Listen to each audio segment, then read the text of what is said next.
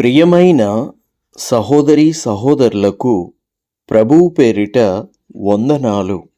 మీకు మీ కుటుంబానికి యేసుక్రీస్తు యొద్ద నుండి దీవెనలు ఆశీర్వాదములు మెండుగా కలుగునుగాక. ప్రతి నెల 2వ శనివారము జీసస్ శ్రేష్ఠాలయమునందు కుటుంబ క్షేమాభివృద్ధి ఆశీర్వాద ఉపవాస ప్రార్థన జరుగును. రండి, ప్రభువుని ఆత్మతో సత్యముతో ఆరాధిద్దాము. ప్రతి సమస్య నుండి, కష్టము నుండి, రోగము నుండి, అవసరము నుండి, అక్కర నుండి, నువ్వు ఏదైతే ఎదుర్కొంటున్నావో ప్రతి బాధ నుండి ప్రభువు విడుదల కలుగజేసి తప్పకుండా మీ కుటుంబాన్ని దేవుడు ఆశీర్వదిస్తాడు. సమయము ఉదయము 11 గంటల నుండి మధ్యాహ్నము 2:30 గంటల వరకు. ప్రార్థన అనంతరం అందరికీ ఇక్కడే ప్రేమ విందు ఏర్పాటు చేయబడుతుంది. కాబట్టి అందరూ వచ్చి ప్రార్థనలో పాల్పంచుకొని దేవుని యొక్క కృపకు పాత్రులు కావాలని తెలియజేస్తున్నాను. అలాగే మీలో ఎవరైనా 10 మందికి భోజనం పెట్టే విషయంలో సహకరించాలి, సహాయపడాలి, దేవుని విషయంలో మా వంతుగా ఓ చేయి వేయాలని ఆశపడేటువంటి వాళ్ళు స్క్రీన్ మీద కనబడుతున్న అకౌంట్ నెంబర్కి మీ కానుకను పంపి ప్రభువు యొక్క పరిచర్యలో 10 మందికి భోజనం పెట్టేటువంటి విషయంలో గుప్పిళ్ళు విప్పండి. దేవుడన్నాడు, ఇవ్వుడి మీకు ఇవ్వబడును, మనిషి ఏమి విత్తునో ఆ పంటనే కోయును అని. దేవుని యొక్క పరిచర్యలో మీరు విత్తండి, ప్రభువు యొక్క కృపకు పాత్రులయ్యి ప్రభు ఇచ్చే గొప్ప పంటను మీరు కోయుదురుగాక. పరలోకపు ఆశీర్వాదాలు మీ ఇంటి మీదికి, మీ గృహం మీదికి దిగివచ్చునుగాక. ఆమెన్. ఈరోజు యేసుక్రీస్తు యొద్ద నుండి మీకు బంగారు మాట, దేవుని వాగ్దానము. కీర్తనలు 23వ అధ్యాయము 2వ వచనము. పచ్చిక గల చోట్లను ఆయన నన్ను పరుండజేయుచున్నాడు, శాంతికరమైన జలముల యొద్ద నన్ను నడిపించుచున్నాడు. దేవునికి మహిమ కలుగునుగాక. దేవుని ప్రియ బిడ్డలారా, ఎవరైతే యెహోవా కాపుదలలో ఉంటారో, ఎవరైతే యెహోవా మాట వింటారో, ఎవరైతే యెహోవాకు లోబడతారో, ఎవరైతే దేవుని చిత్తాన్ని నెరవేర్చడానికి చూస్తారో వారు, ఒక్క మాటలో చెప్పాలంటే, యేసుక్రీస్తుని ప్రభువుగా అంగీకరించి ఆయన మాట విని ఆయనకి లోబడే వాళ్లకు దేవుడు ఏదీ తక్కువ కానివ్వడు, ఎన్నడూ తక్కువ కానివ్వడు. ప్రభువు అన్నియు సమృద్ధిగా అనుగ్రహిస్తాడు. దేవునికి మహిమ కలుగునుగాక. దేవుని సంరక్షణలో దావీదుకున్న స్థిరమైనటువంటి విశ్వాసం వలన దావీదు ఈ మాట పలుకుచున్నాడు. ఈ 23వ కీర్తన మనందరికీ బాగా తెలుసు. ఈ కీర్తనంతా కూడా క్షేమకరమైన మాటలే. మొదటి వచనం చూసినట్లయితే, యెహోవా నా కాపరి, నాకు లేమి కలుగదు. చూడండి, తాను ఫస్ట్ మాట ఏం మాట్లాడుతున్నాడు? యెహోవా నా కాపరి. చెప్పాను కదా, ఆయన కాపుదలలో ఉన్నవారికి ప్రభువు సమస్తము దయచేస్తాడు. కాపరి అంటే ఎవరు? బయట కర్ర పట్టుకొని నీ ఎదుట నిలబడతాడనుకుంటున్నావా?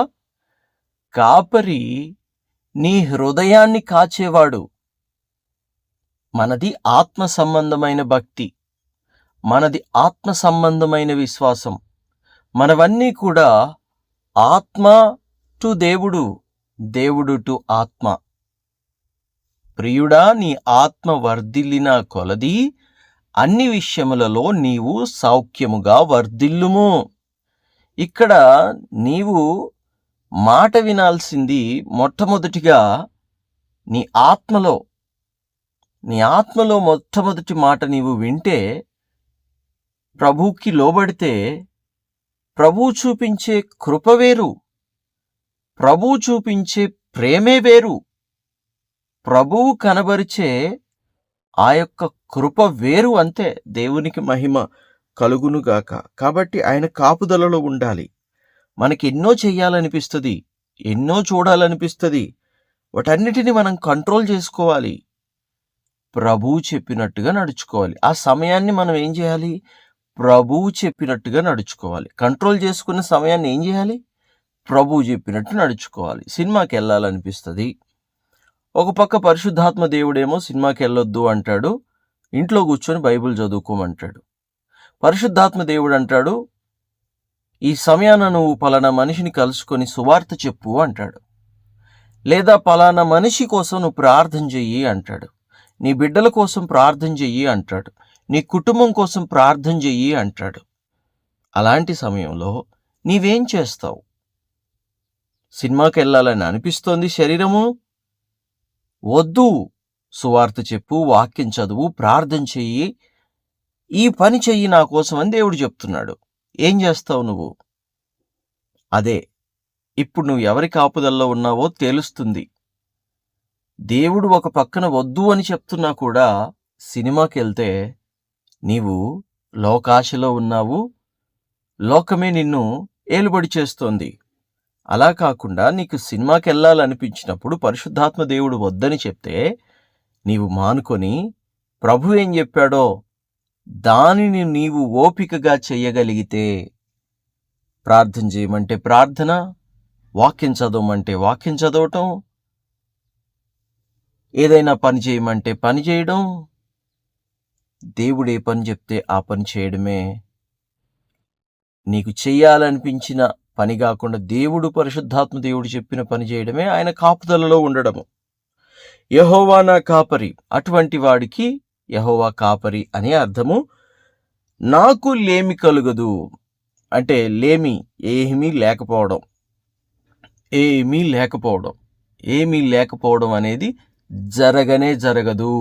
కరువు రానే రాదు. సమృద్ధే సమృద్ధి. దేవునికి మహిమ కలుగునుగాక. పచ్చిక గల చోట్లను ఆయన నన్ను పరుండు చేయుచున్నాడు, శాంతికరమైన జలముల యొద్ద నన్ను నడిపించుచున్నాడు. దావీదు ఎప్పుడు శారీరకంగా యుద్ధాలు చేసేవాడు, కానీ తన హృదయం అంటోంది, తానంటున్నాడు, పచ్చిక గల చోట్ల నన్ను పరుండు చేయుచున్నాడు. అంటే రాజు అయ్యాడు, సమృద్ధి ఉంది, కనబడుతోంది, ఓకే. మరి శాంతికరమైన జలముల యొద్ద నన్ను నడిపించుచున్నాడు అనడం ఏమిటి? శాంతి ఉందా దావీదు జీవితంలో? కళ్ళ ముందు చూస్తే అన్ని యుద్ధాలు, అన్ని పోరాటాలు, కుటుంబంలోనే గొడవలు, ఆఖరికి ఎంత ఎంత శోధన ఆయన ఎదుర్కొన్నాడంటే కొడుకే శత్రువు అయిపోయాడు. కొడుకే తండ్రిని చంపాలని వెంటపడ్డాడు. అంటే దావీదుని చంపాలని పన్నాగాలు పన్నాడు. పక్కనున్న వారు వెన్నుపోట్లు పొడిచారు. అయినా కూడా దావీదు శాంతికరమైన జలముల యొద్ద నన్ను నడుపుచున్నాడు అని దేవుని గురించి సాక్ష్యం ఇస్తున్నాడు. ప్రియ దేవుని బిడ్డలారా, బయట ఎన్ని యుద్ధాలున్నా కానీ తన మనస్సు యెహోవాను ఆనుకున్నది గనుక, తన మనస్సు యెహోవా మీద ఉన్నది గనుక, దాన్ని అతను చాలా ప్రభువిచ్చిన కృపగా చూస్తున్నాడు. దాన్ని అతను శాంతికరంగా తీసుకుంటున్నాడు. దేవుడికి మహిమ కలుగునుగాక. హల్లెలూయా. ఇంకా నా ప్రాణమునకు ఆయన సేద తీర్చుచున్నాడు, తన నామమును బట్టి నీతి మార్గములో నన్ను నడిపించుచున్నాడు. అవును, ఆయన నామమే లేకపోతే ఈరోజు భూమి మీద నీతి అనేది అసలు ఎక్కడన్నా ఉండేదా? అక్రమం విస్తరించి ఉండేది. కానీ దేవుని మహాకృపను బట్టి నీతిమంతుడు గనుక, పరిశుద్ధుడు గనుక ఈరోజు ప్రభువు తన కృపను, మహాకృపను మనకి కనబరుచుచు మనల్ని నీతిమంతులుగా నడిపింపజేయుచున్నాడు. దేవుణ్ణి ఎరగక ముందు అసలు నీతి అంటే ఏంటి, భక్తి అంటే ఏంటి, పరిశుద్ధత అంటే ఏంటి అని తెలిసేది కాదు. శరీరం ఏం చేయాలనిపిస్తే అది చేసేటువంటి వాళ్ళం, ఏం మాట్లాడాలనిపిస్తే అది మాట్లాడేటువంటి వాళ్ళం, ఏం చూడాలనిపిస్తే అది చూసేటువంటి వాళ్ళం, ఏం అనాలనిపిస్తుంది అనేటువంటి వాళ్ళం. కానీ ఈరోజు ప్రభువుని నమ్ముకున్న తర్వాత ప్రతి దానికి నిదానించడం జరుగుతుంది. ఏది తప్పు, ఏది ఒప్పు, ఏది చెయ్యవచ్చు, ఏది చెయ్యకూడదు అని ఆ ప్రభువు తన మహాకృపను చూపుచూ ఉన్నాడు. దేవునికే మహిమ కలుగునుగాక. వాక్యం వింటున్న ప్రియ బిడ్డలారా, అందుకనే ఆయన కాపుదలలో ఉండండి. ప్రభువు అన్నియు తన కృపను బట్టి సమకూర్చి మనల్ని బలపరుస్తాడు. ప్రార్థన. తండ్రి, మీకు వందనాలు దేవా, మీకు స్తుతులు స్తోత్రాలు. తండ్రి, ఈ వాక్యం విన్న ప్రతి బిడ్డని నీ కృపలో జ్ఞాపకం చేసుకో. నీ కాపుదల ఉంటే దావీదు సమృద్ధిగా ఉన్నాడు తండ్రి. కాబట్టి నాయన, నీ కాపుదల నిత్యము ఎల్లప్పుడూ తండ్రి మాకు అనుగ్రహించండి. నీ కృప మా మీద ఉంచండి. మీ కృపగల్ల దయగల్ల హస్తాలకు దేవా మమ్మల్ని మేము అప్పగించుకొనుచున్నాము. సహాయం చేయండి. నీ చిత్తమే నెరవేర్చండి. నీ కృపకి మమ్మల్ని పాత్రులనుగా ఎంచండి. చేసే ప్రతి పనిలోనూ, వేసే ప్రతి అడుగులోనూ తండ్రి తోడుగా, నీడగా, అండగా, కొండగా ఉండి ఆశీర్వదించండి, దీవించండి. నీ చిత్తానుసారంగా, వాక్యానుసారంగా నడిపించి దావీదు పలికినట్లుగా, యెహోవా నా కాపరి, నాకు లేమి కలగదు, శాంతికరమైన జలముల యొద్ద ఆయన నన్ను నడిపించుచున్నాడు, నా ప్రాణమునకు సేద తీర్చుచున్నాడు అని మేమును పలికి సాక్ష్యం చెప్పులాగున సహాయం చేయండి. అట్టి కృపా భాగ్యము ఈ వాక్యం విన్న ప్రతి బిడ్డ మీద ఉంచుమని యేసుక్రీస్తు శ్రేష్టమైన దివ్యమైన నామములో ప్రార్థన చేయుచు ఉన్నాము తండ్రి. Amen, amen, amen.